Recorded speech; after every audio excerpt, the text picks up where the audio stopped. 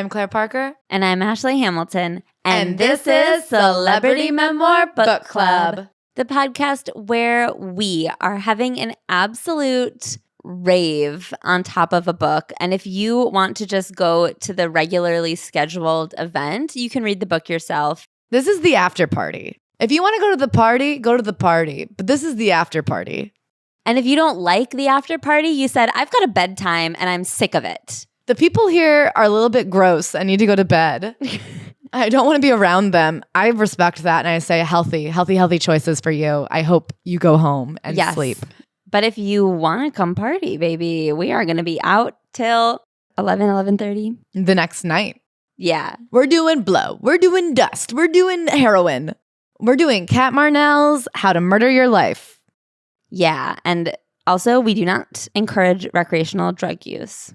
I feel like we do encourage recreational drug use from time to time. We encourage having a nice time with drugs you understand around people you trust and not reckless use of addictive substances around people who scare you. Excellent safety warning. Thank you. Do we have any announcements besides our general safety warnings? You guys, we are actually getting really freaking close to the tour. We just had the most fun of all time in Toronto. I have to say, we still got it. The people were laughing. You guys are one of my favorite cities I've ever been to in my life. This is coming out so many weeks after we went to Toronto, but it was recorded exactly after we went to Toronto, and that's what's important. Yeah, but we say Toronto now because we are moving there. Toronto. Yes. We had so much fun, and I'm so excited to see everybody else on this tour. I know the first Chicago show is sold out, so get your tickets for the second Chicago show while you can. We're going to Minneapolis. We're going to DC. We're going to Atlanta. We're going to Nashville. We're going to Denver. We're going to DC. We moved DC to a bigger venue. I did a really funny joke on my friend who lived in DC. What'd you say? I said, hey, bad news about the DC show. We had to move the date because we sold it out, and so we're going to a bigger venue. We didn't move the date. Oh, move the venue. Good joke.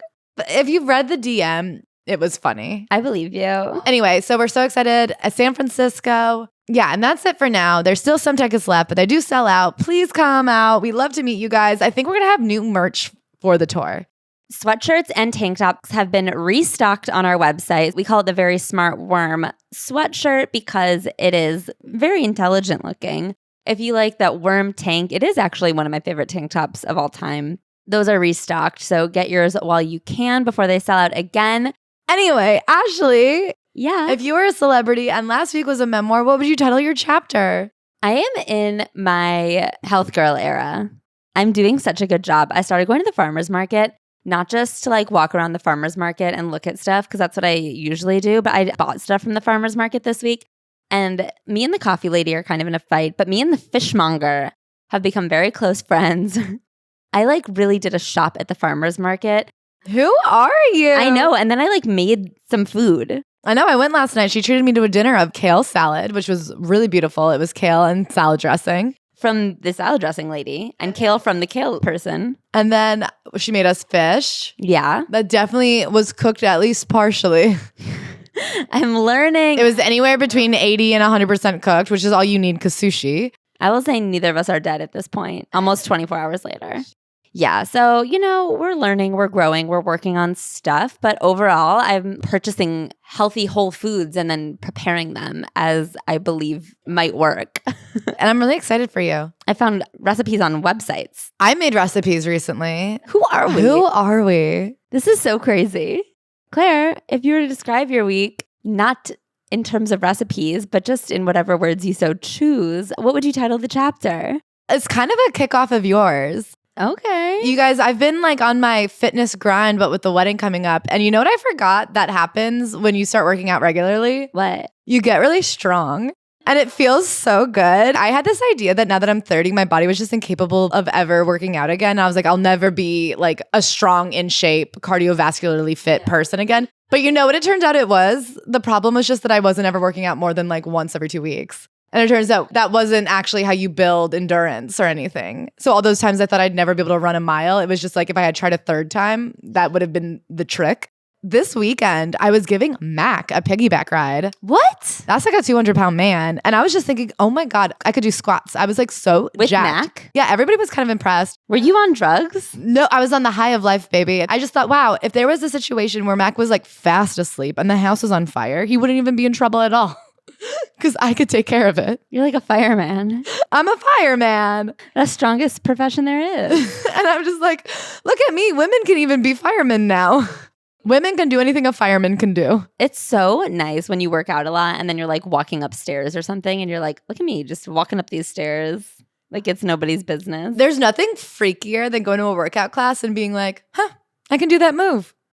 Anyway, should we get into this week's chap? Or book? Yeah. You just want to do one chapter or do you want to do the whole thing? I kind of just want to do one chapter, but I guess we'll do the whole thing. This book made me sad. This book is tough. This book was an oft-requested book by you guys. How to Murder Your Life by Cat Marnell, a down-and-out it girl in New York City. I have to say, the bitch can write. This was a great book. I didn't want to do it. I stand by the fact that this is not really the type of memoir we do on this podcast, but 100 episodes in and we're kind of broadening the horizons.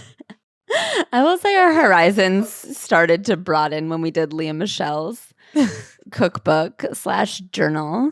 Her Leah Michelle specific magazine. Yeah. No, this isn't normally the type of book we cover, but every now and then, you guys know we like to dig into something a little obscure.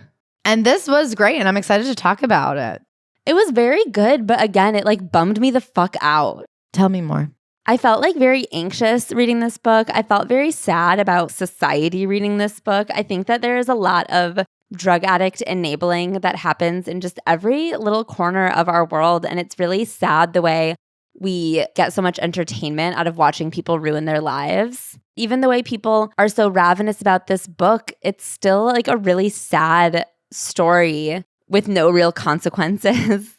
I think people love to like glamorize the ideas of excessive drug use and things like that. And I think this book does a really good job of showing you just how horrifying it is and how horrible it is. But I don't think that it fully reached the people reading it for the most part. I think she's like a unique example of somebody who's both an author and a persona. Yeah. I was talking to a friend recently, Cece, who was coming out with a memoir, and she was saying, like even Jeanette McCurdy, she had a profile in the New York Times, but she didn't have a New York Times book review.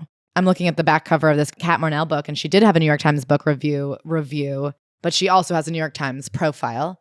And so I wonder if the people who glamorize this book have read this book or just know the persona, know that she got to go on to keep being an author with a book. Yeah, I think it just really makes me sad overall, the way that because she's still like a hot girl with an online presence at the end of this, the drug use is kind of glamorized.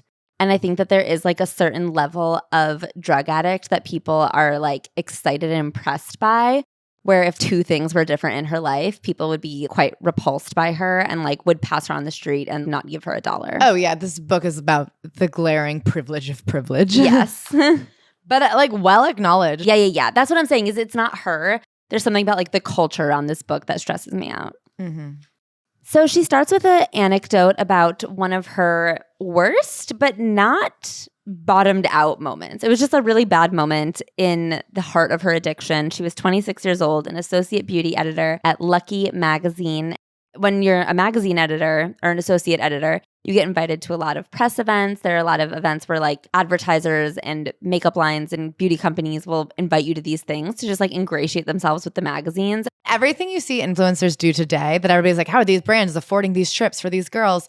They've always been doing that for the beauty editors who used to be the gatekeepers of the beauty world. It's now just on display. Right. So the Tarte trip used to be inviting a bunch of beauty editors to Cirque du Soleil with like a private VIP tent. And now it's a Tarte trip or inviting a bunch of influencers to a Beyonce concert or whatever. Like these are just things that have always existed. So she was at this Cirque du Soleil event. She was fucked up. She fell down in the aisle during the performance, which is actually very dangerous because if you throw off the Cirque du Soleil's concentration, I think they could die. And then at intermission, she was asked to leave, and her and the advertising executive or whatever hated each other. And she was like, well, this cost me my job. And it didn't. But it was bad. It was bad. And like that same VP of advertising for, she says one of the major, I'm guessing L'Oreal, she says one of the major makeup brands in the world had already that year seen her miss an entire spa weekend that they were hosting her at because she was just drunk and fucked up in her bed. And when they came into the hotel room, she was just like naked, passed out. And again, no consequences. No consequences. It somehow like didn't even really get back to her boss for the most part. And then we get back to her childhood. So this is the catchy intro chapter of like, can you believe how bad things got? How did we get here? Let's roll back the tape. As far back as I can remember, I've always wanted to be a beauty editor. To me, being a beauty editor was better than being the president of the United States. Yes, I lifted these lines directly from the opening of the movie Goodfellas and replaced gangster with beauty editor, but they work here in my story too. So then she paints the story of her childhood. She is from a very wealthy family outside of DC. It was idyllic. They had a tennis court, beautiful fields. People like wanted to get married at their house. Like it was a beautiful home that was also like really fucking weird. And she lived in the basement. Yeah, it was a Frank Lloyd Wright design that was almost like a railroad of glass windows. And then her room was like down in the concrete basement. Yeah. So it was actually, she says, supposedly Frank Lloyd Wright's apprentice who Frank Lloyd Wright had like broken up with. So I think he had started this house and then it got finished off by someone else. And so it was like not up to code or something. And so her room was always wet. I was born on September 10th, 1982 in the District of Columbia under a crack rock white moon. I've got a cassette tape recording of my birth and everything, a sample. It's a girl, the doctor announces. A girl, my mother wails. I didn't want a girl. So she has an older brother and an older sister who are almost never mentioned in this book. Her older sister a little bit, but her brother like literally not at all. I don't even think she says his name. Everything was angular. The only thing in the whole house with any curves was the baby grand piano. My mom had a scale and it said thinner, like the Stephen King movie. Everything about my mother was skinny, even her nickname for me, Bones. My mother had diabetes, so we always had a live-in nanny. My blood sugar is low, my mom would say when my sister and I had one of our knockdown fights. Then she'd go back to the very long, skinny hall to her bedroom and shut the door. Her mom came from a wealthy, like waspy Southern family, and their grandma actually lived in the guest house on the property and had helped them pay for it, I think. Yeah, but her dad didn't like when the grandma came over. So the grandma just kind of like stayed in her guest house, I think. Her mother was a psychotherapist with a private practice on 42nd Street Northwest and a part-time job at the Psychiatric Institute of Washington in Wisconsin Avenue. She wasn't home much. Sometimes she took me to Saks Fifth Avenue in Chevy Chase to see a handbag she was thinking about. So she paints this kind of idyllic but absent parent childhood, and then she hits us with this line. Kids, her expression was smooth as stone in our Japanese rock garden. Go to your rooms. On my way downstairs, I saw the potted tree in the foyer had been knocked over. A picture was off the wall. Someone, I knew who, had smashed absolutely everything. No one ever explained why. And then she introduces her dad. My dad was the chief of psychiatry at a big hospital and oversaw the adolescent unit at another. He made Washington Magazine's Best Doctors issue every year, but he told me it wasn't a real award. And then she goes on to say, my dad is such a talented physician that he could prescribe antipsychotics with his eyes closed. I'd wake him up from his Saturday afternoon nap in the backyard hammock. A book would be splayed open on his chest. Dad, he'd open his eyes, phone, he'd take the cordless, then he'd close his eyes again, he'd listen for a second, then Risperdal, he'd mumble 2 milligrams, and he'd fall right back to sleep after he hung up. She says her parents never spent any time together except when they were playing tennis and the dad would berate the mom. He never got physical, but it sure got scary. To this day, I completely shut down when someone is yelling. Her dad would freak out and storm out. There was a lot of chaos in their home, it seems. She says they would have nights where he would have this like full-blown breakdown at the dinner table, break stuff, and then storm out. And the mom would call the police. The police would show up. And by the time the police got there, she'd be like, oh, no, nothing's the matter. Don't say anything bad about your father, my mom would sigh when I came to her, which wasn't too often. She'd be sitting in her bedroom watching LA Law. Can you rub my arm? Tennis elbow. The older I got, the more I liked living in that gnarly basement. It was like my own world. I picked the bugs off my head in the basement. Then I'd pick the fleas off Benny the bear. I kept my room like a swamp, but no one cared. No one ever bothered me. Seriously, I could get away with murder down there and no one ever knew. I had lice for months and didn't tell my mom. Oh my God. So in middle school, she like makes some friends. She gets really into the punk scene or kind of grunge. She's obsessed with Courtney Love. She loves Nirvana. She has a cool hippie friend, and through them, she gets to go to music festivals all the time.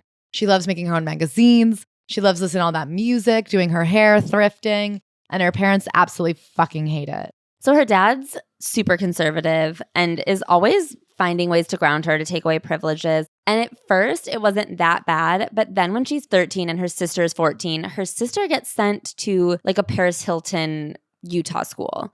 One of those horrible schools for teenagers that are literal torture.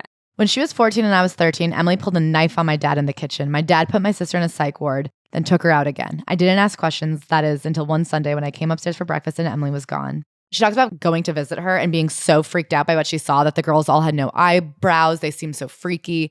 Every single day, Emily would write them a letter about how much she missed them and how she felt like none of them even remembered her and it doesn't seem like anybody cares that she's gone, and they never responded to those letters.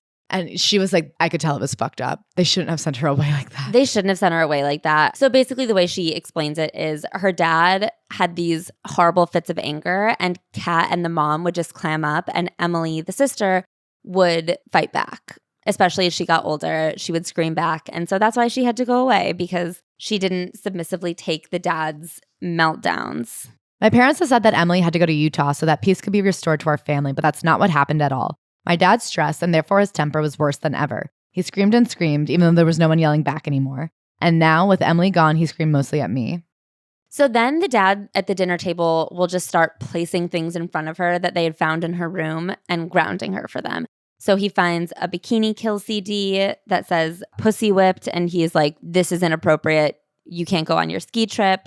He finds a Cypress Hill t-shirt that has a marijuana leaf on it. No friends' houses for a month. She would go to her mom and beg and cry and say, please, please help me. It's just so unfair. Her mom never helped her. And then one day she comes home and she finds her mom snooping in her room, and she realizes her mom has been the one going through her stuff and bringing these illicit items to her dad and essentially just setting her up to get screamed at. So for almost all of her ninth grade year, she isn't allowed to see her friends. She's not even allowed to listen to her own music. She's just stuck in her basement. So the one thing she works on is this magazine she's obsessed with. It's a zine. So she gets really into zine culture, which is kids would place these ads in papers for zine trading.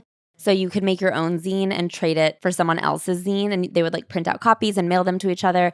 It was like paper blogging, she says. Or you could buy someone else's zine for $1. And she's working and working and working on this zine for months. And finally, it's almost ready to print and be sent out. And she goes to find it, and it's not there.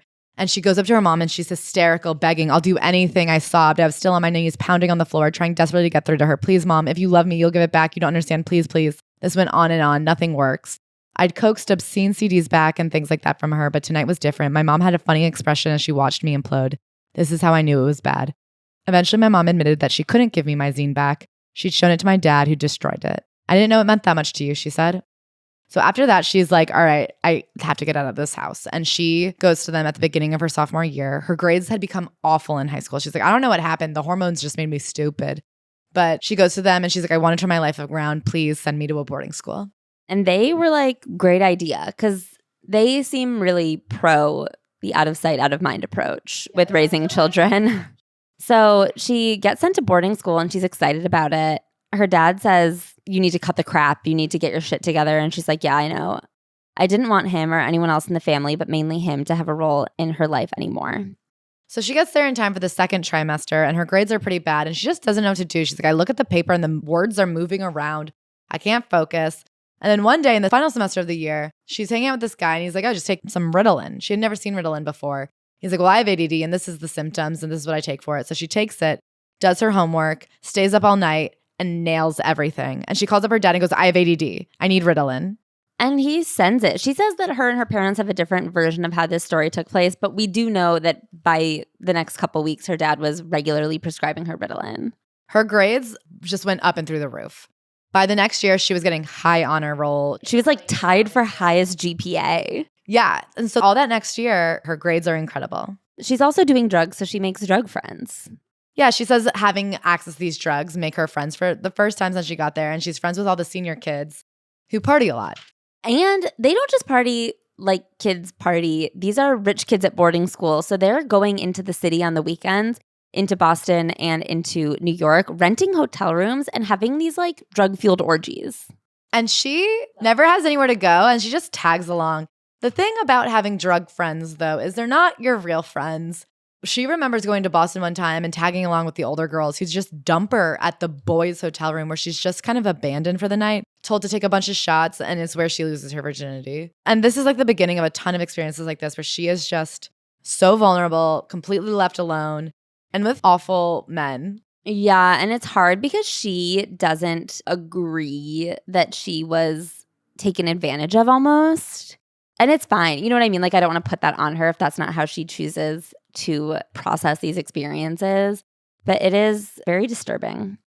The end of her junior year, she meets this guy named Nikki, another rich kid. They hit it off. They become good friends. They're always hanging out and giggling. And by senior year, they're dating and they're in love. They are the it hot couple, most obsessed with each other couple. So she stops hanging out with her party friends. She's only spending time with Nikki. She's so in love with him. They are banging all the time. And around the winter, she finds out that he's cheating on her. She also finds out that she is pregnant. What a horrible, horrible time. I mean, even writing about this period still makes me want to take a huge blunt full of PCP to the face, and it's 15 years later. Nikki stepped right out of the relationship with me and into one with her. Now all eyes were on the three of us, and I was the pregnant, though no one knew, Bridget Moynihan to their Tom and Giselle. Oof. Remember that scandal when it was in the papers in 2007? I flashed back to my own triangle in Lawrence in 2000. At first, she has no idea who to call. Yeah. She's like, you couldn't like Google abortion clinic on the internet back then. The internet was still nascent. So she had to look it up. And then also there was no way to get to a phone without a teacher around. So one day she finally cuts math class, goes back to her dorm, and uses the phone in the middle of the day when nobody else would be around. So she calls an abortion clinic. They say, we can't do that without a parent's consent. And she's like, well, I can't get a parent's consent. And they're like, okay, try a different state. So she tries New Hampshire and she makes an appointment. But by the time she gets there, she's in her second trimester and they're like, we can't do a second trimester abortion here. So she once again has to go home and she's just like putting off dealing with this. She doesn't know what to do. Here's a life lesson for you kids. It's much easier to go through something upsetting when you're on drugs. The more intense the drug, the more you forget your problems. It's basic science, really. I numb my bad feelings with Ritalin. I was tweaked every night, grinding my teeth on my desk until 5 a.m. Wendy started wearing headphones to bed and a sleep mask. She's like buying drugs with like rich old waspy kids who are about to get kicked out. She's like sneaking off campus. She's just acting insane generally. She's selling drugs to the freshmen. All the teachers kind of know that something's up, but she won't ever fess to it. And they like can't really pin anything on her. Eventually a teacher asks her if she's pregnant and she's like, nope. And then she starts bleeding out in the bathroom. It's the night of the senior directorial debuts. Her and her ex are both directing one-act plays. And she goes to the bathroom and just starts hemorrhaging blood. Her favorite teacher takes her to the hospital where they tell her, you're still pregnant. She goes, I'm sorry I lied. Please don't tell my parents. I don't know what to do. Please, Rhiannon. I started crying. Please, I don't know what to do. She dropped me off at my dorm. I carried my bloody Sergio Valentes inside a plastic bag. So she comes back to school the third trimester and starts acting unhinged. She's pregnant. She's heartbroken. She's doing crazy hard drugs. And her friend George, who had both gone into Bard, start writing like really inappropriate, fucked up things on the board admitted students website. Word gets back to Bard, who sends the word to her school. And at this point, everyone knows she's pregnant. Nobody knows what to do. Everybody in the school knows she's on drugs, but they haven't caught her. She does this insane prank where she covers a baby doll in blood that she stole from the props department and just like drops it in the middle of the courtyard. Yeah, so they call her parents. And they kick her out. They expel her. With 6 weeks left of senior year of high school. And then Bard rescinds her acceptance. So now she's with 6 weeks left, gone from being almost valedictorian to she is like the expelled pregnant teen. Yeah, and her mom takes her to get an abortion.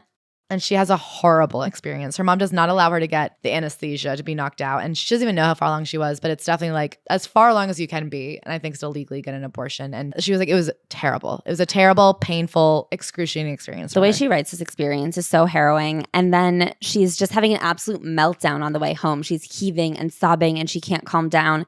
And her mom just gets her Xanax. I don't even think they spoke. I read the label Xanax. The prescribing doctor was my dad.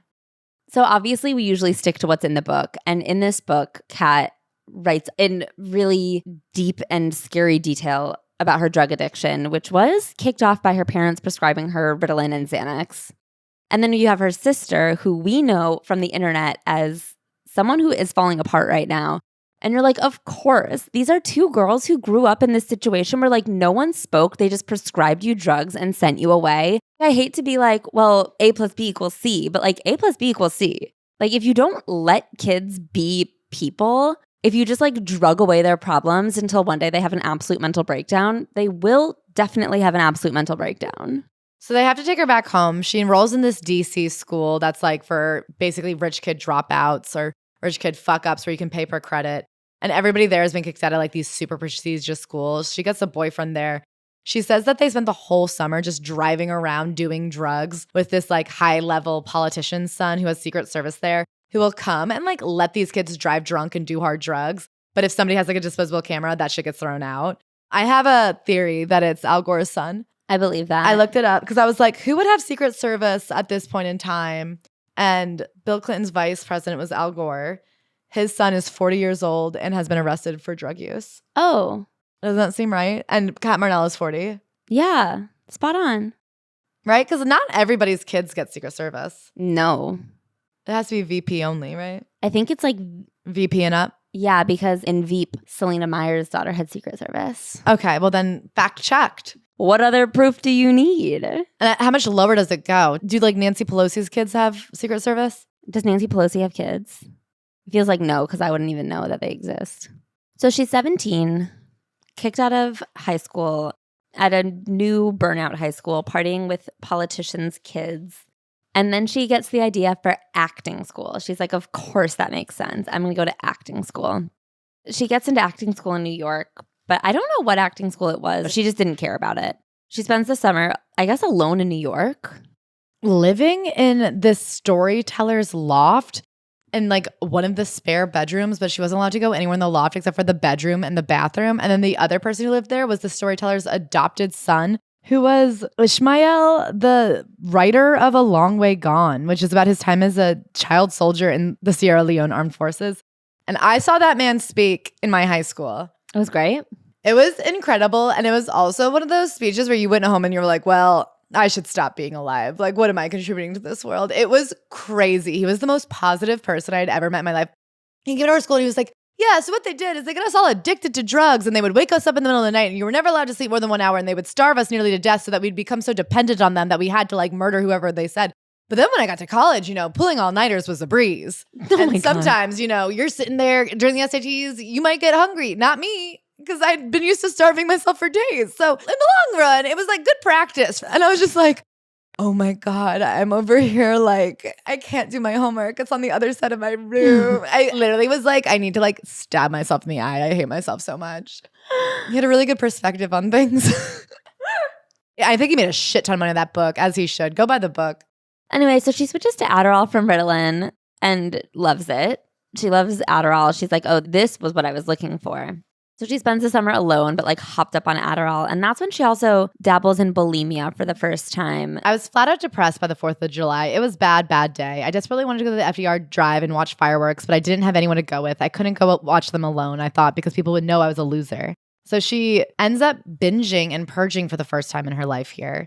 I stood and washed my hands in the sink. That was easy, I thought. My eyes were teary in the mirror. I could feel the cockroach watching me. I was practically crying, and all because I didn't have friends on the 4th of July. Being young is so funny, isn't it? Something about that line, like I do actually think she's such a great writer because she has this way of not glamorizing the drug use. We'll get to it. She makes it sound bad. She makes the bulimia sound awful, but she always has a sense of perspective. She's always deeply aware of how privileged she is. She's not writing a joke book and then being like, another thing that you should be careful about is racism. It's like, okay. No, she like just is self-aware in this way that I bet she's not when you talk to her, but she can be when she writes because she's a good writer. And something about that line, like I feel like I have those memories of being 16 and be like, there's nothing that could be worse on earth than like being at this party where nobody likes me.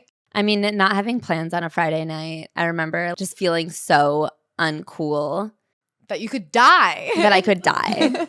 And that I like couldn't even go downstairs and talk to my parents because I was like, they would call out that I'm home on a Friday night and I'm like too embarrassed for my parents to be like, why don't you have plans on a Friday night? So she has, like all celebrities have, a 9/11 story, except for she doesn't really. She was living downtown. She turned 19 on September 10th, 2001, and then the next morning was 9/11. And she's like, yeah, it was horrible. But she's like, but this isn't the place for that. So she skips it. Anyway, so she's on Adderall. She's going to acting school. She has no friends because she just doesn't fit in acting school and she doesn't know anyone else in New York. She makes fun of acting school a lot. She's like, I was paying so much money to watch this guy pretend to be waking up in his bedroom. She's like, we would sit there and watch him pantomime it. He'd bring in sheets from his own home, turn the box into a bed, sit there, and then he would be startled awake by his fake alarm clock. And we'd think, okay, now the action's going. And then he would hit snooze and we'd have to sit there for 10 minutes in real time watching him pantomime being asleep. I will say, I actually do have respect for good acting. I don't think acting is overall that important, but like, I do think it is an art, but I do think whenever I hear about acting school, I'm like, Jesus fucking Christ. It just always sounds like adults torturing children. Yeah, it's also not an art where I care about the process at all. hearing someone talk about like developing perspective as a painter, I'm like, sure. And acting, watching the final product, like when you watch someone be good at acting, like Nina Dobrev in The Vampire Diaries, I'm like, this is incredible. But I don't want to hear her talk about it. I don't care.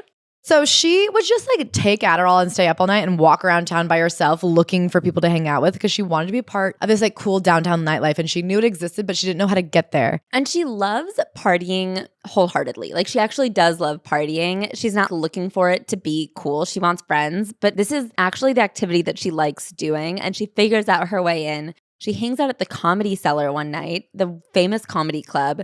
And of course, there are comedians who are looking for underage girls to walk into a nightclub with.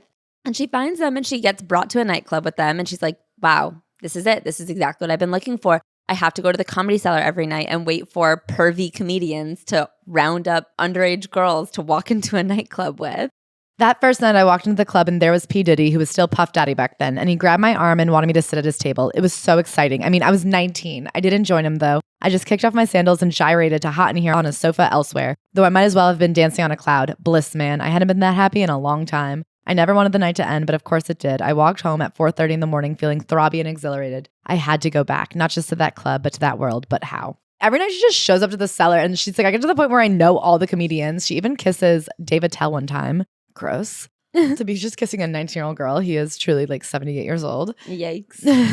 Anyway, and then she finds out that she can just go to clubs, which was a really important realization for her. That's so funny to be like, if I'm going to show up at a club, I have to come with a comedian who sucks. How do I get in without Judah Freelander? But she makes club friends, which are not real friends. I had a summer of club friends. I particularly hit it off with another smoky-eyed blonde girl named Dara who went out every night even though she was still in high school.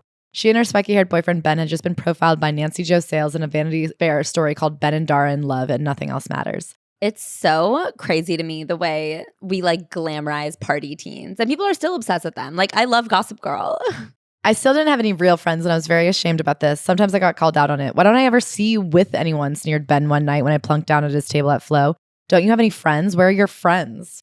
He was being a jerk, but he had my number. This line makes me laugh. She was talking about getting ready to go to the clubs, and she says, I'd slather Body Shop coconut body butter, spritz banana boat tanning oil on top of that, strap on my Gucci fanny pack, and hit the streets. I used to get into cabs and slide across the back seat. I was so greasy, absolutely lubricated. But of course, like there's a downside. Once she stopped using the comics to get there, nobody was taking her home at the end of the night. I really wound up sleeping around. You know how it is when you're 19. Promoters are always taking their dicks out in the backseat of cabs and pulling you on their laps or biting your nipple through your wife beater or something comparably unspeakable. And you feel very embarrassed that the taxi driver can see and hear you, but you let it happen anyway.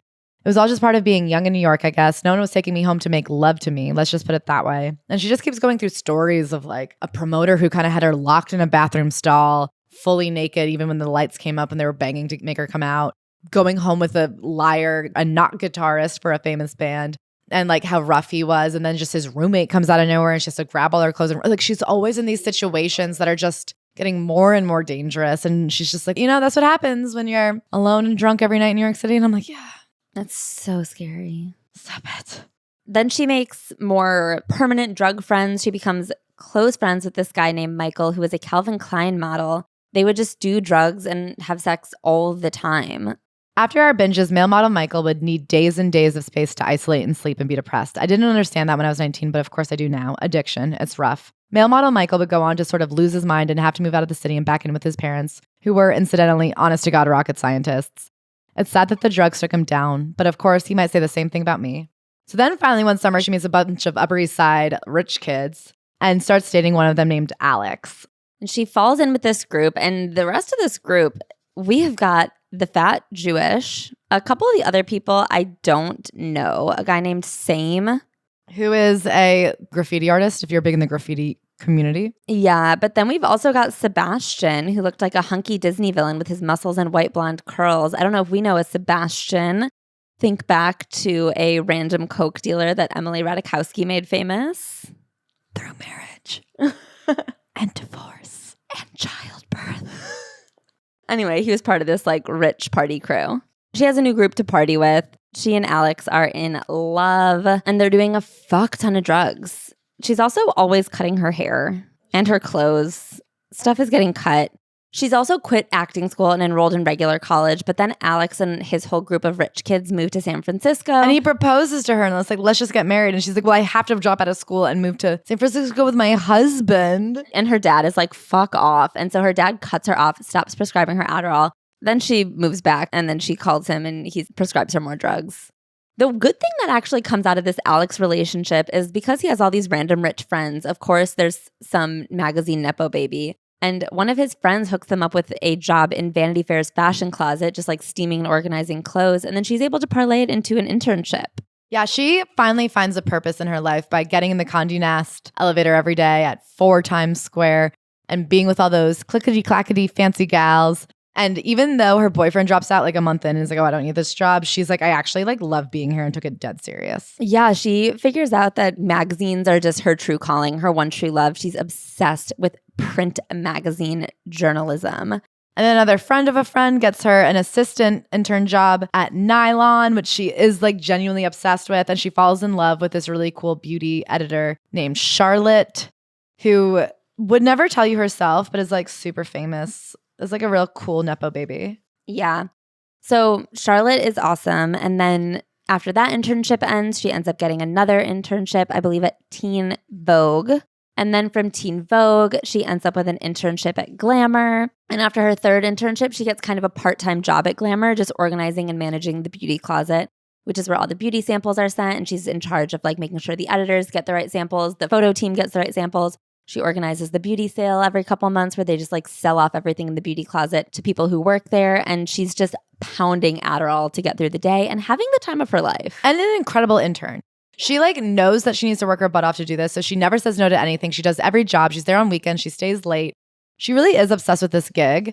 The fall of 2004 was the beginning of an infamously obnoxious era of New York City nightlife. So you just know I had to be there. Clubs had started cluttering far west Chelsea, north of the art galleries. This followed the popularity of Bungalow 8 with its palm trees and striped booths. She becomes a real club girl. And meanwhile, her and Alex are having a horrible time. Alex's neighbors hated us. They started petitioning to have him thrown out of the building. Someone even posted a sign in the lobby that said the tenant in 4B beats women because they're constantly screaming at each other, fighting each other. Like physically fighting each other. He's always taking her flip phone, snapping them in half, throwing them out the window. They constantly suspected each other of cheating, and they both were. And then she finds out that she can get Adderall through just like going to a psychiatrist on the Upper East Side and getting another prescription. So she's getting prescriptions from a variety of psychiatrists in a variety of different drugstores. She has like a prescription at every place.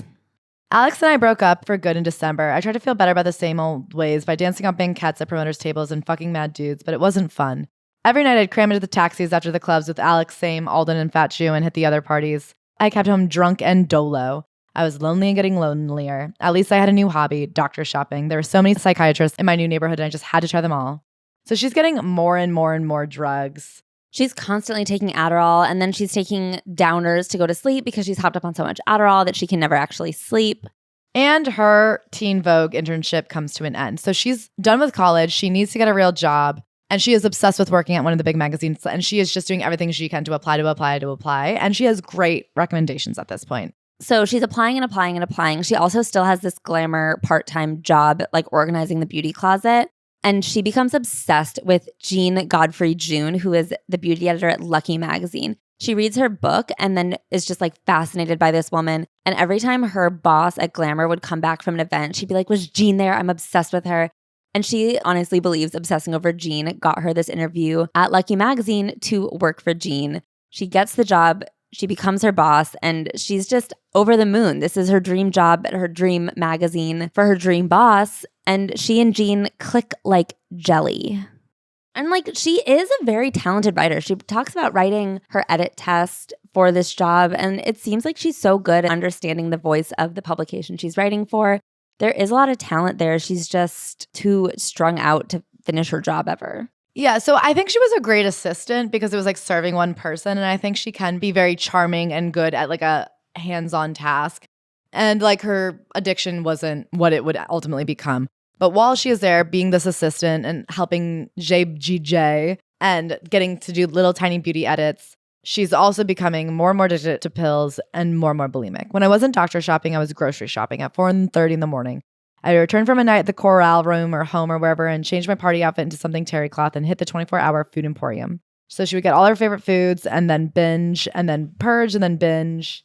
And she says she would go to all different grocery stores because she got so embarrassed about how much carrot cake she was eating. It was a really tough time. Of all the things I loved about my job, I loved Jean the most.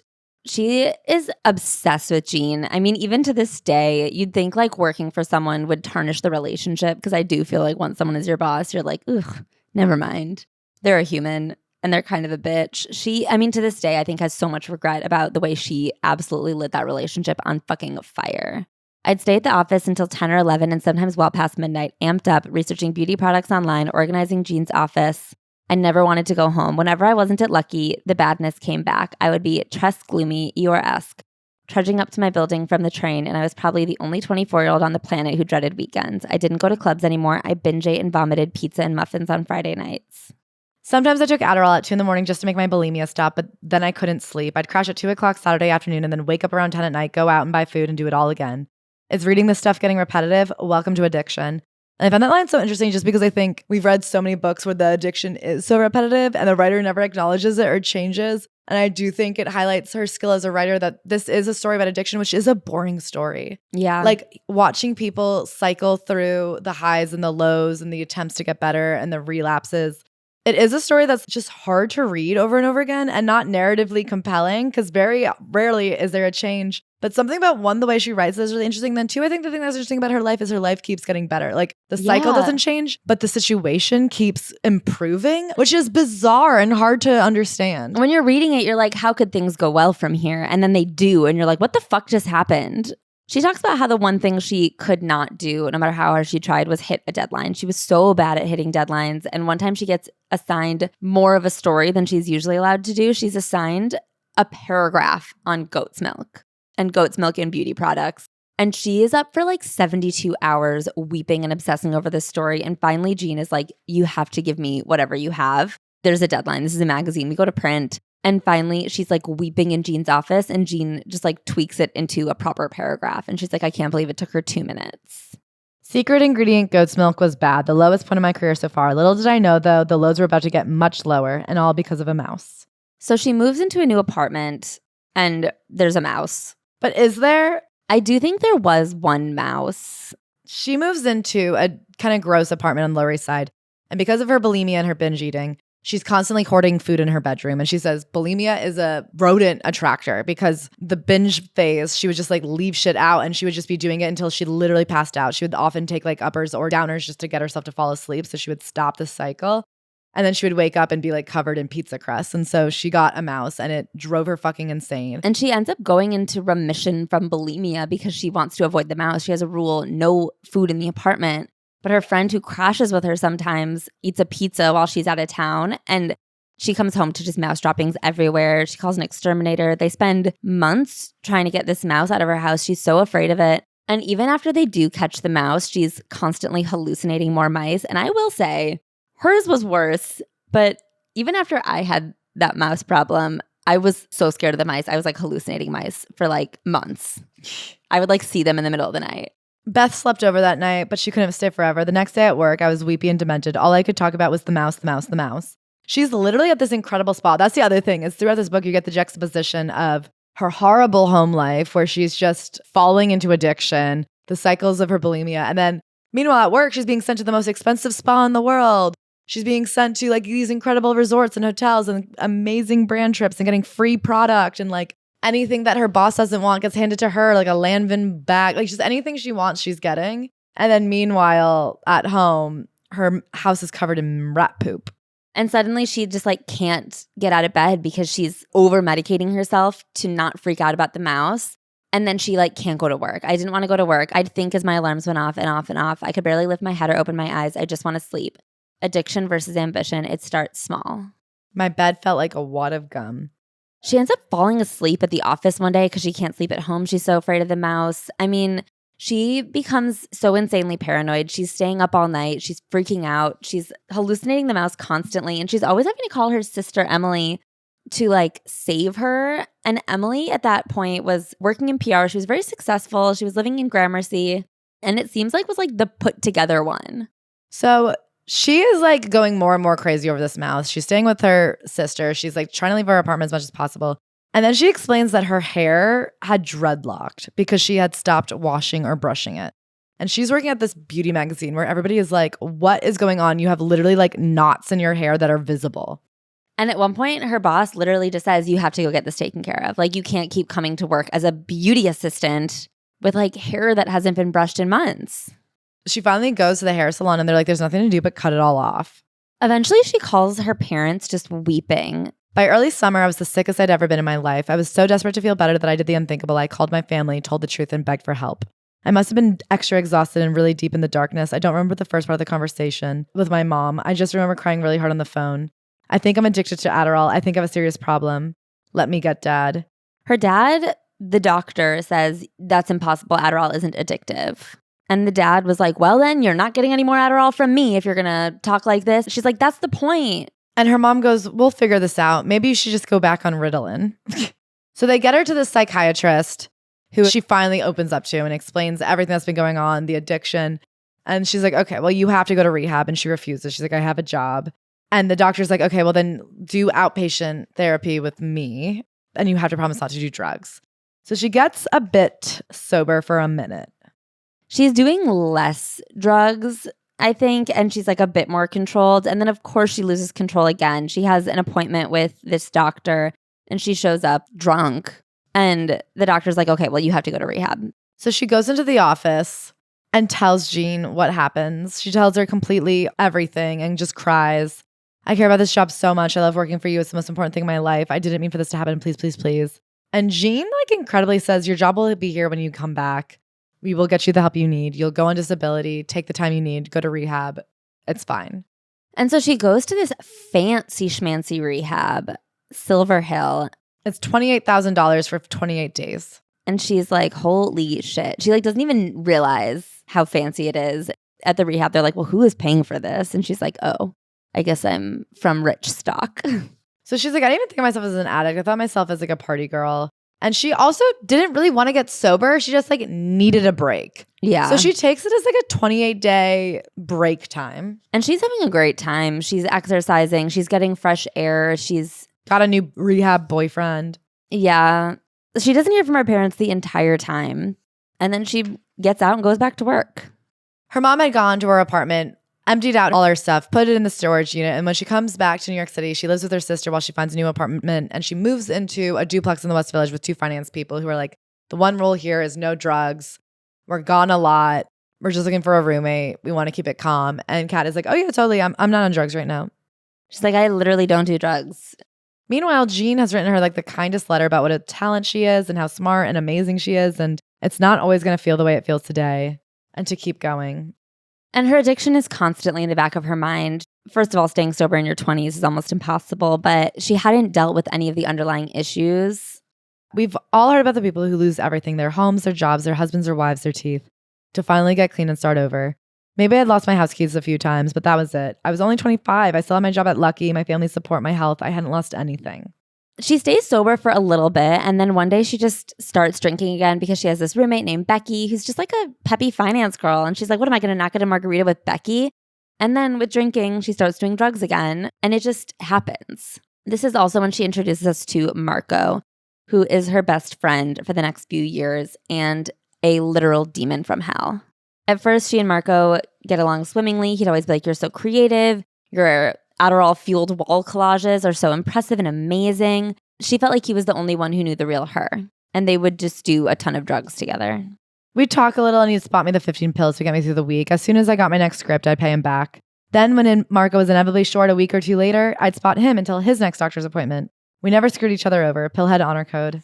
So she's getting back deeper and deeper into drugs. Her and Marco are doing a lot. And Marco goes to like sketchy areas. He's leaving her in rooms where the men are just watching porn. It is not a safe situation, but he's always like, I love you. You're so beautiful. You're my best friend. We're soulmates. And he's like, I wouldn't have left you in that situation if I didn't think you could handle it. You're so tough. I started rediscovering the city with my new buddy. We took walks through downtown all night long, passing a bottle of red Gatorade spiked with Kettle One back and forth. She's also starting to lose it at work again. Since she's gotten back from rehab, she is lying hand over fist to everyone at work saying that she's completely sober. And every time she oversleeps, anytime anything happens, it's just like you wouldn't believe the crazy story about what happened this morning. It's never because of drugs or alcohol. And then one night there's a work party. She shows up, has a couple drinks before anyone else gets there, and she's so fucked up, her hair lights on fire from a tea light in the corner. And so she like puts it out and goes home because she can't be at this work party with hair on fire. Yeah. I mean, she's always showing up and supposed to like be the model for a video how-to on braiding your hair. And her hands are so shaky, she can't actually braid her hair or sit still. But people are always covering her and being like, well, I'll be your model for this time. Don't worry about it. She's always getting extensions on deadlines. People are just buying her bullshit in a way that lets her get by long enough. The problem is that she actually does have pretty severe ADHD. So she has a really hard time living without Adderall. So she's like, okay, obviously I can't function hopped up on Adderall constantly, but I can't function on no Adderall. So I'm going to do just controlled substance use and have no Adderall at night. And of course that lasts 10 minutes. No hard drugs, no more than 2 drinks on weeknights, et cetera, et cetera. But the problem is now she's back on Adderall doing uppers and she has horrible, horrible insomnia. And she's like, I can't do hard drugs. So she's taking Adderall. She takes like XR in the morning and then regular Adderall at night, which is like a lot of fucking Adderall. She's taking like 60 milligrams of Adderall, which will keep you up. And she can never sleep. She's getting Tylenol PM. She's getting NyQuil. Nothing works. She stays awake all night until the next day. She can never sleep. She calls her mom. She's like panicked. And her mom goes, well, I have a sound machine that makes thunderstorm noises. Or why don't you take half a Xanax? That always worked for me. I just got out of rehab for pills, Mom. I screeched, are you serious? Which is fucking crazy.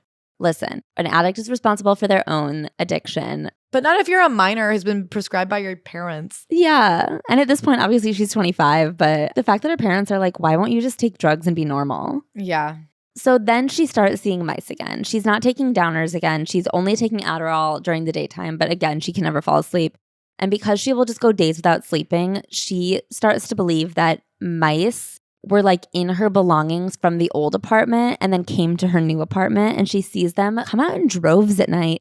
And she starts like smashing them and freaking out, and she's fully hallucinating. She has this idea that one day she woke up, saw a mouse in her pants, murdered it, watched the blood spill everywhere, and then went and slept in the living room. The next morning, her roommate and his girlfriend wake her up and they're like, what's happening? And she explains the whole story and they're like, wow, that sucks. Only to find out the next week that there is no blood on the pants. Her roommate and the girlfriend that she was so sure she had spoken to weren't even there that week. They were on a business trip. And she has just been taking so much Benadryl at night to try to sleep that she's like fully tripping. Prescription drug dependency sucked, but insomnia was even worse. Being clean just wasn't worth it. She is honestly just losing her shit. At one point, her coworker Dawn is getting married, and she like stays up all night with Marco the night before doing hard drugs. And then they decide Marco can just be her +1 to the wedding. She knows that he's not supposed to. He keeps saying, let me come, let me come, let me come. And she keeps going, no, no, no, you can't go. And then at like 4 a.m., he's like, let me come. And she's like, okay, I'll just text the bride. So she keeps texting the bride. No, this was like in the afternoon, like leading up to the wedding. All day. She's like, hey, can I bring Marco? And then she's like, okay, you haven't answered. I'm just going to assume that's a yes. So they show up to the wedding with an uninvited +1. And one of Dawn's bridesmaids accosts her outside the venue and is like, shut the fuck up. You cannot come in here. You cannot bring a +1. What the fuck do you think you're doing texting Dawn all day with your stupid fucking bullshit leading up to her fucking wedding? God, I wish you had an enemy like this. I would love to go batshit fucking crazy. You're the one with the fucking problem. You make your problem everyone else's problem. I know all about it. I know all about you, Cat Marnell. Everybody gives you a pass. Dawn has to put up with it, but guess what? I don't. And I don't give a fuck about you. And I'm not letting you ruin the most important day of my best friend's life. Now go home. I thought you were friends with your coworkers, Marco finally said. I am. I started to cry. We're all friends.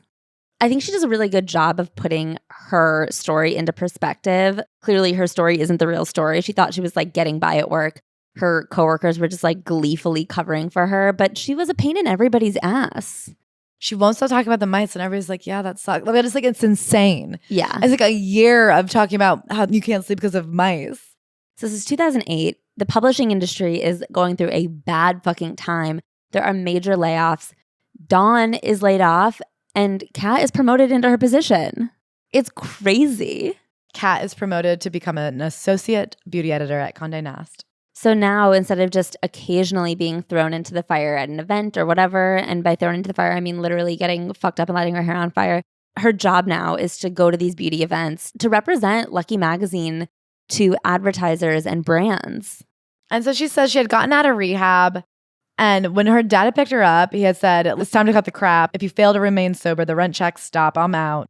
Was I crazy, spoiled, and nauseatingly privileged? Duh. But I, quote, hated my dad. Most ungrateful and entitled adult children do. And I was only making $26,000 a year at Lucky, and I wanted that rent money. So now that I was pretending to be in recovery whenever I spoke to my parents, whatever, I've been lying to them my whole life. But lying to my big sister was another thing. I felt so guilty. Emily was proud of me for getting clean. We'd been spending a lot of time together lately, talking about her parents' divorce. Oh yeah, her parents get divorced around this time. I didn't care at all that they were splitting, but Emily was really upset. She'd been ultra sensitive to family stuff ever since Cross Creek Manor. That's the prison school she went to. Oh my God. And then she has this horrible thing to her sister where her sister's like, hey, do you want to spend Thanksgiving together? And Kat's like, yeah, I do. And she's like, okay, well, like you don't have to. Just like, let me know if you're not going to make it. But if you are, like, I'll make us a reservation. She's like, totally.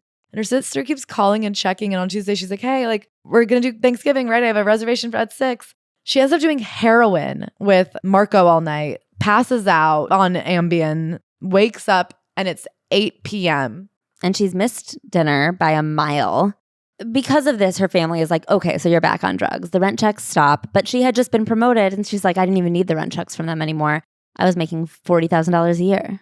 And then she tells this insane story about going to Italy. Like now she has this big job, and it was a lot harder than being an assistant for her. She's supposed to go on this like fashion week trip with Procter and Gamble, and she misses her flight. So she has to go economy. She gets there and she's just binging on room service, which is being paid for by the trip. And it's like really a faux pas to order hundreds of dollars of room service on somebody else's bill. She's missing the events. She's too drunk. She's $1,800 negative in her bank account. She calls her grandma and has her grandma wire her $3,000. She hasn't spoken to her grandma in a year.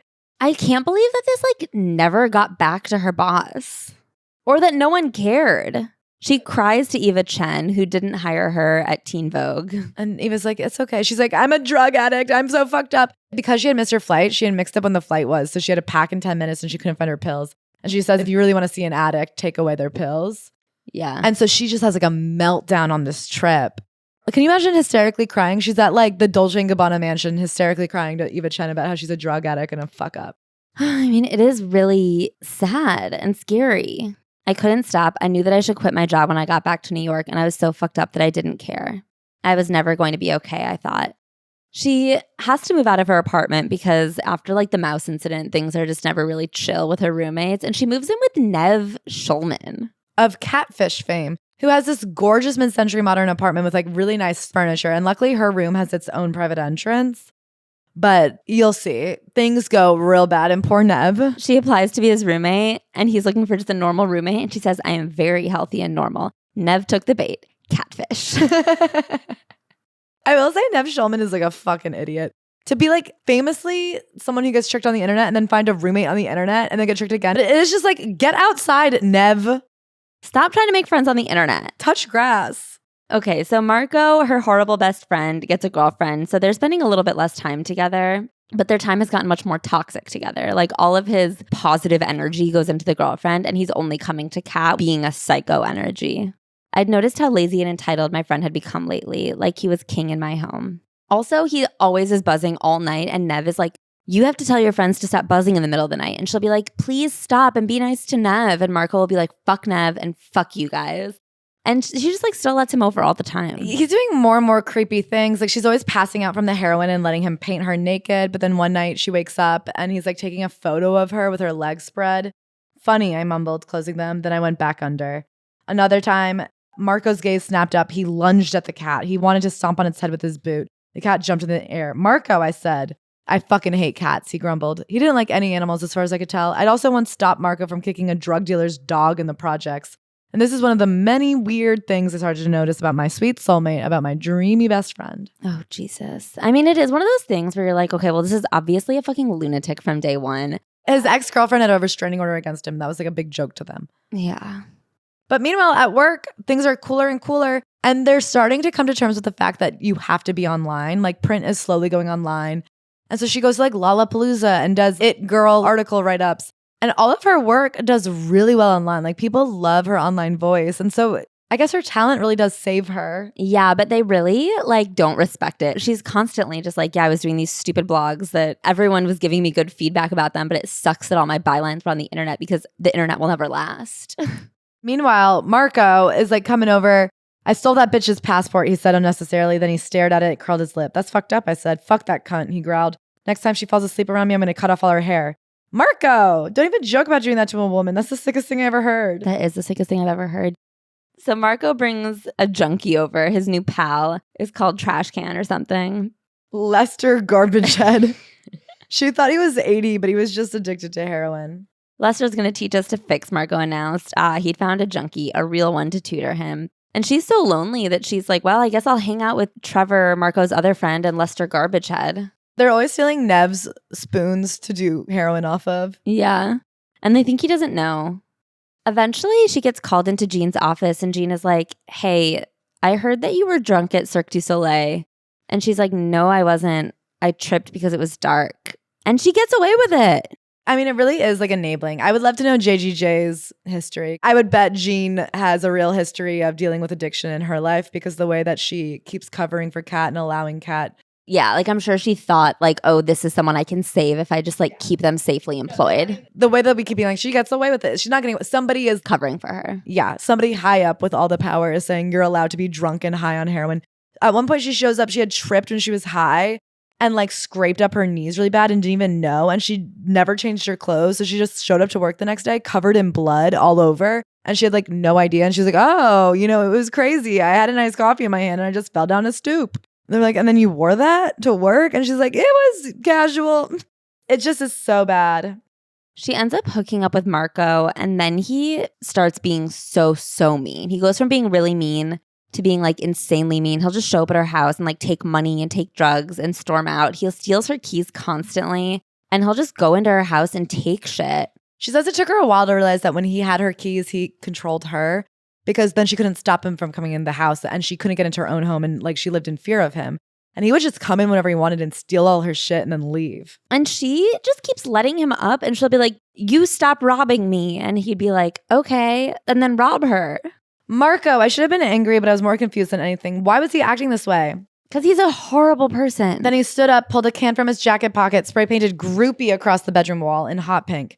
Hey, I shouted. I scrambled my feet, ran over and tried to pull the pink can from his hand. Marco pushed me away. I kept coming back. Then he shoved me to the bed, grabbed my neck and tightened his grip. Is this really happening? I screamed. Then, whore, he shouted. He spat in my face. Well, there was no second guessing that. He snatched my Adderall bottle off the mantle and my house keys. I mean, she lets him up again. And finally, one day, he like ransacks the living room, which is all Nev's stuff. And she's like, okay, well, you can't come up here And anymore. then he goes down through each stairwell and destroys every mirror on every hallway and then tags his name over all of the mailboxes and like breaks everything. And she's like, I think I have to find somewhere else to live. And Nev is like, yeah. But of course, she doesn't really take it seriously. And Jean is like, he's going to kill you. You have to get away from Marco. She had been showing everybody Marco for years and everybody had been like, I don't know about this guy. I mean, this is the guy that she thought she could bring to a wedding. Yeah. And Jean is like, he's going to kill you. And she's like, oh my God, everyone's so dramatic. And she's constantly at work rambling about the mice, rambling about Marco, like rambling about these things. And she thinks they all think she's sober. I'd sit on the steps next to the trash cans and put my head in my hands. I refused to accept that Marco was this scary monster.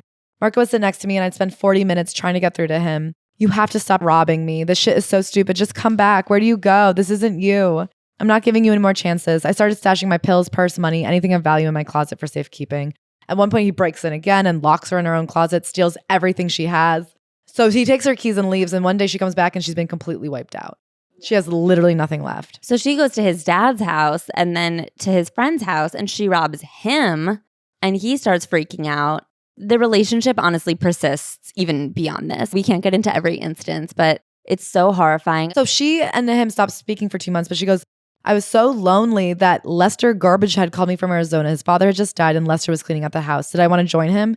Not really, but I did anyway. She flies out to Phoenix to hang out with Lester Garbage Head, the heroin addict, as he cleans out his dead dad's house. And she says he picks her up from the airport and shoots up in both arms before they even leave. And she's just like, are you good to drive? And he's like, yep.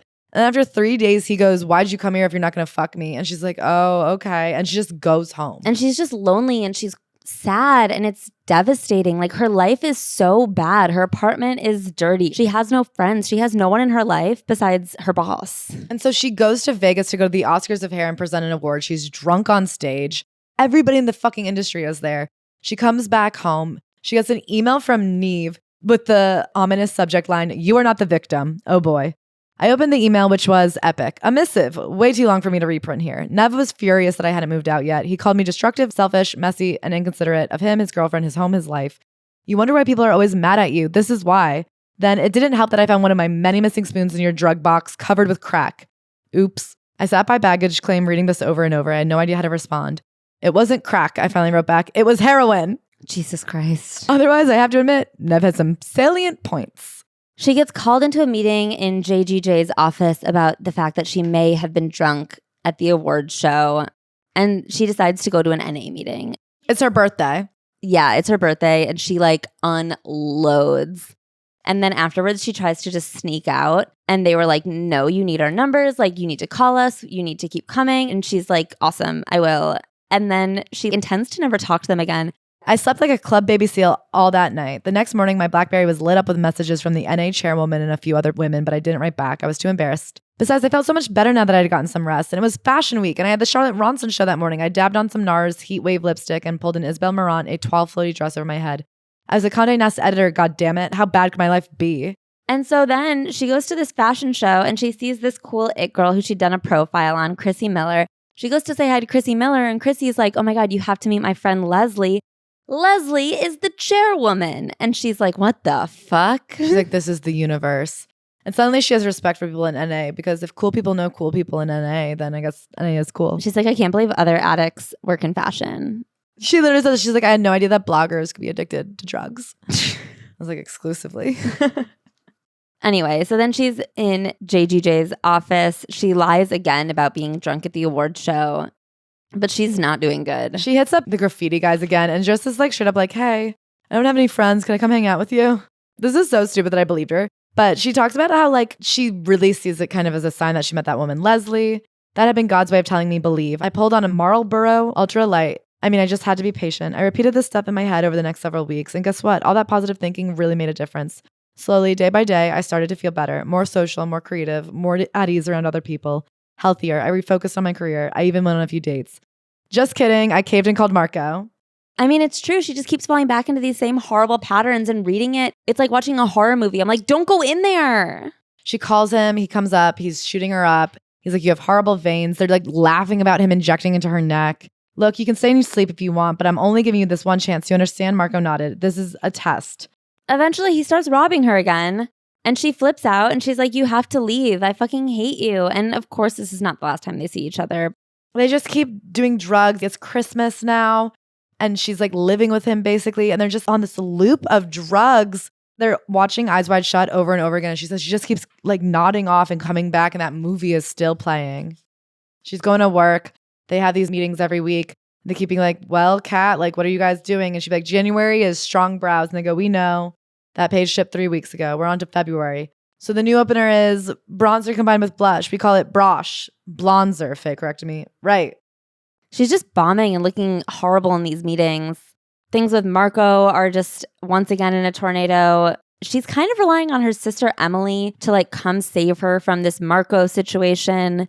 Trevor, Marco's friend, is kind of a part of it. It ends up in just like this whole absolute tornado where, again, it's not the last time they see each other.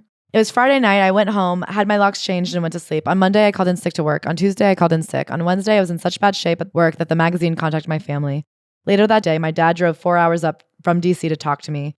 On Thursday, I promised Jean that I was checking into a hospital and I was put on disability, but I just went to bed at home instead. On Friday, Jean emailed me and called me saying that if I didn't check in somewhere, she would have to fire me. On Friday evening, I got out of bed, gathered a bunch of beauty products into a plastic bag, and took a taxi to a mental hospital. So she checks into the mental hospital and says that she is depressed and suicidal. And after a few days, they're like, that is obviously not true. You're obviously a drug addict. You need to go to rehab. And she's like, you can't send me to rehab because then my boss will know that I've been doing drugs. And they're like, well, we can't check you out into the world. Like, you have to go to rehab. So she spends, I think, like 10 days refusing rehab before she finally agrees to go. And it's a rehab that she has to pay for herself. So it is not fancy. She ends up only going for about 10 days.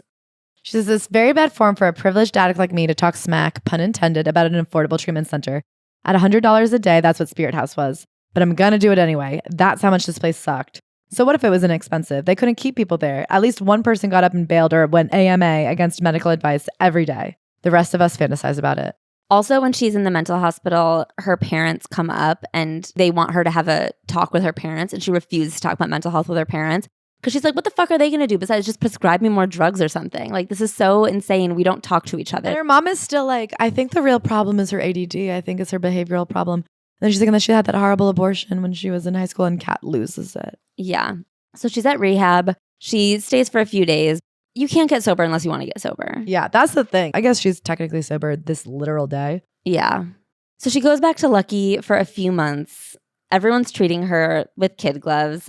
I was taking a big soul-flattening daily mix of pills just like before, and then I was deep in my addiction again. I wasn't allowed to attend events anymore, and I started calling in sick. If you're going to stay home, you must speak to me, Jean would say. Is that clear? She would call Jean's assistant and be like, tell Jean I'm not coming.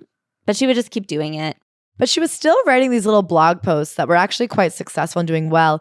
And Jean was like fighting tooth and nail for her behind the scenes. So she comes back and goes, even though you're not allowed to go on these trips anymore, people really love your little missives. So instead of making them weekly, we'd like you to write one every day.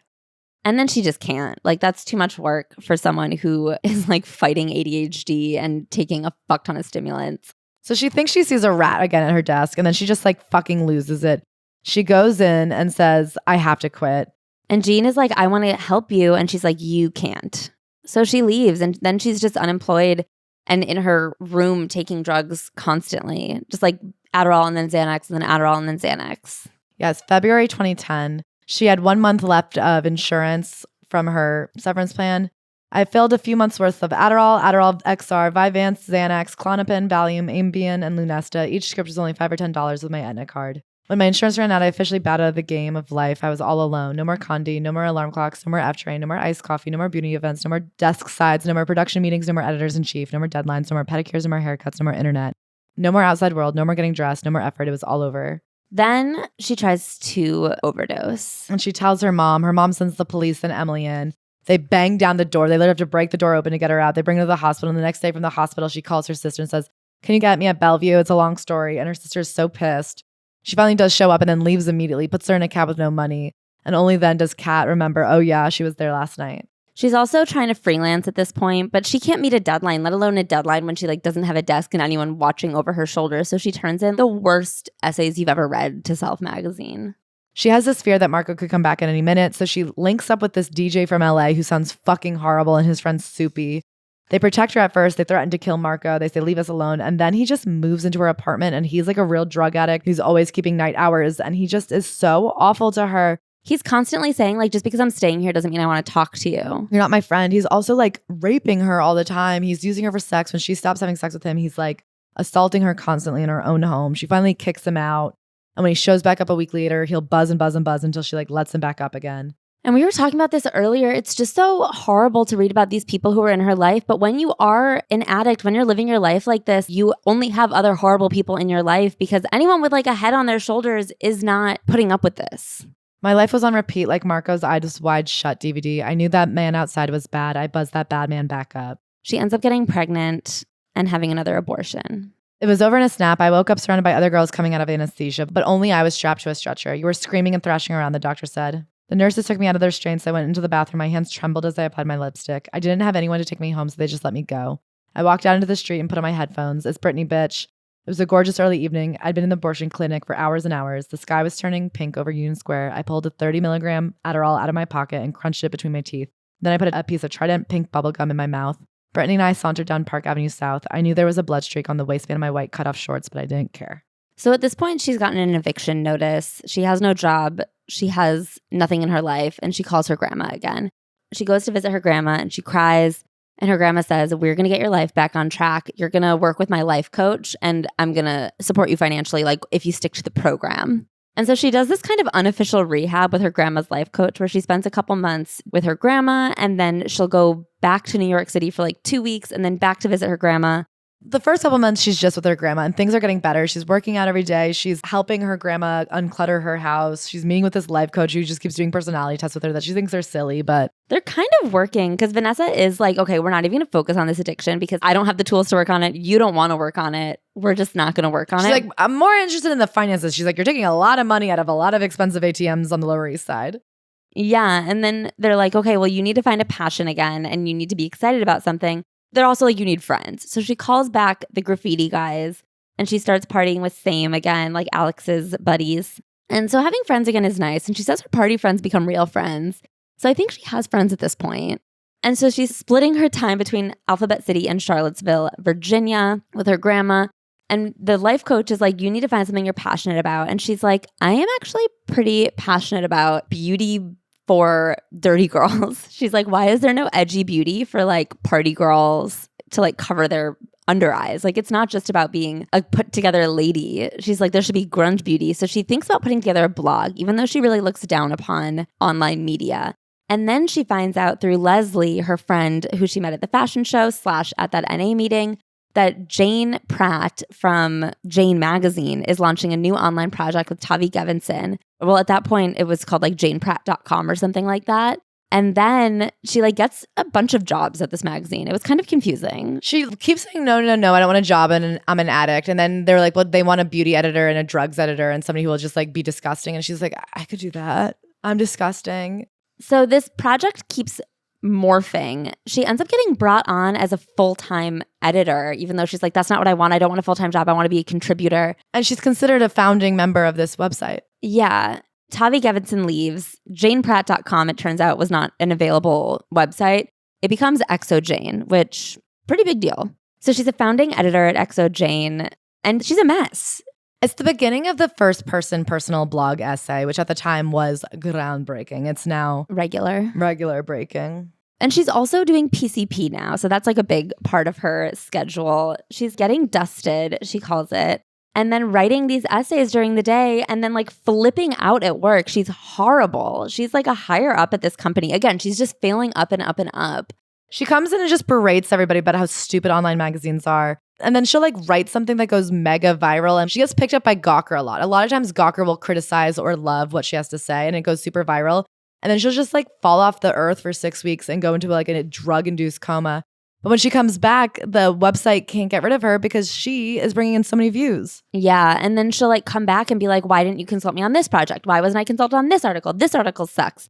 And then they're like, well, you were off the grid for 6 weeks and we don't know what to do about it. She would constantly just scream at Jane. She got to hire an assistant who she brought in. It was one of her old interns from Lucky. And she just is horrible to her intern. I mean, she's just screaming at people constantly. She's an absolute terror. She's become really anorexic. And she says the less she weighs, the meaner she is. She's like, it becomes everyone's problem. She's snarling. She's so humiliated by like the body positivity at xoJane. She's like, this isn't real magazines. They're supposed to be aspirational and these are regular. Yeah. And she also hates that they have like, I took Accutane, it made me bleed from my butthole. And she like screams and says, take that down. Don't put butthole on my website. Yeah. Whitney Houston dies and she writes an essay about her own addiction in relation to Whitney Houston's death. And it goes mega, mega, mega viral. And suddenly everyone wants to interview her. Suddenly she's blowing up as like an online personality and an it girl. She's getting offers to write a book. And so now, even though she's really more fucked up than ever, she's on PCP, she can never come in on time. They need her more than ever because they're getting so many calls about doing interviews. And it's like the more press she gets, the more press she brings to the website. So she's like getting paid more than ever for not coming in. And when she does come in, she just berates everybody. She's threatening to quit all the time. And then finally, there's like a mutual quitting when she sends an email to her boss being like, I can't come in today. I did too much heroin. And they're like, this is just inappropriate. And I will say she rightfully has an absolute breakdown about why is it okay that I like use my drug use for clicks on your website and you love that. But when I am actually so fucked up that I can't come in, you hate that. Well, she's like, it feels like you're trying to cover your ass and be like, we did everything we could to get her help. When meanwhile, they were exploiting her. And I agree. It is very fair to be like, you know, if I had died on one of these expeditions, she's like, they had me snort bath salts for an article. I think that she was being horrible and impossible to work with, but I will say the way that the website was equally addicted to her virality. Yeah, that they were happy for her to be a mess as long as it was beneficial to them is exploitive. So then she's doing these interviews just dragging the magazine because she's so pissed at them. And they come to a mutual, you're fired / I quit. And then she has all these job offers because she's so of the moment. She ends up getting a job at Vice writing about drugs.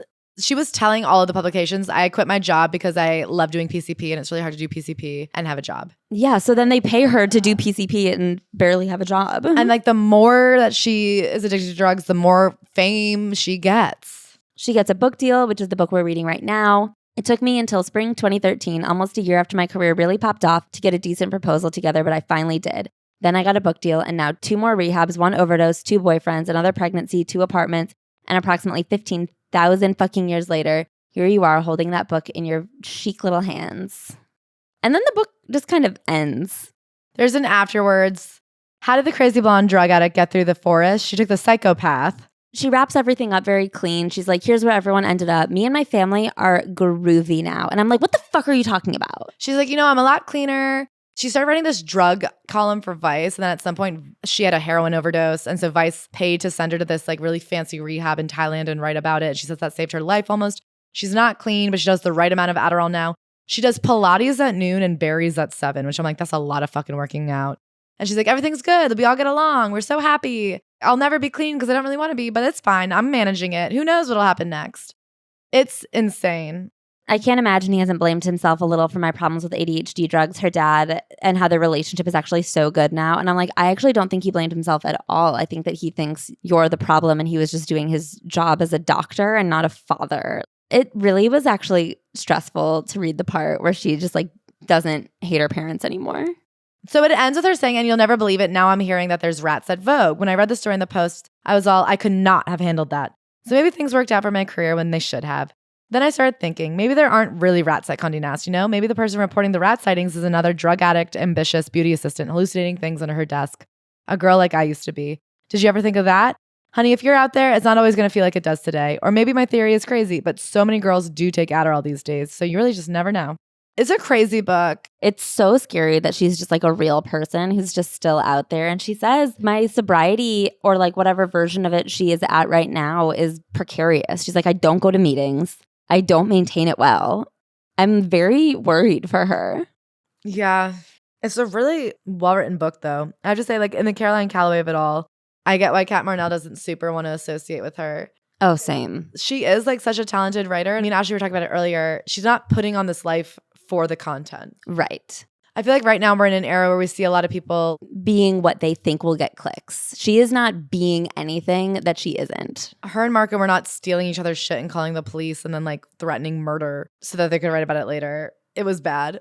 Yeah. And in this book, it comes across bad. On the Patreon this week, I think we're going to talk more about the Cat Marnell, Caroline Calloway, Emily Marnell of it all. Emily Marnell is wild if you want to look her up on TikTok. I really felt so sad for her after reading this book because she was so put together for a time. Yeah. It's like sad to see how it all fell apart. Cat Marnell does a really good job of, she had a fucking glamorous life. It is glamorous to be flown out by Procter & Gamble private with Eva Chen to go to Dolce & Gabbana's mansion. And the truth of addiction is that even when you're being flown out by Procter & Gamble to go to a mansion, you can't handle it. Yeah, a lot of people are like, oh, I was clubbing and it was so bad. I was coked out and I was missing work. But they don't make it sound bad. But let me tell you, thinking about her with her like gnarly hair covered in blood, with no friends, just alone on 4th of July, you're like, oh God, your life is bad. It's awful. You can like smell her apartment and it is not good. Yeah, she has this scene where she goes into her storage unit and she's like, oh my God, I never washed any of my clothes and I didn't even know for a year. I was showing up to Condé Nast in dirty, bloody, disgusting clothes and I didn't even know it. Oh my God. I mean, this is a good one. Really interesting. How fertile is the soil? I'd give it a 4.5 out of 5. Me too. How many wormtinis would you enjoy? 0. 0. Stay sober. She scares the shit out of me, honestly. I know we laugh about Tori Spelling and the kooks or whatever, but she's not a kook. She's like someone who needs help. It would actually like overwhelm me to be her presence. I think she's the kind of person that your friend is like, oh my God, she seems crazy. And you're like, no. No, she's crazy. She's crazy. I love you guys. Love you guys. See you soon.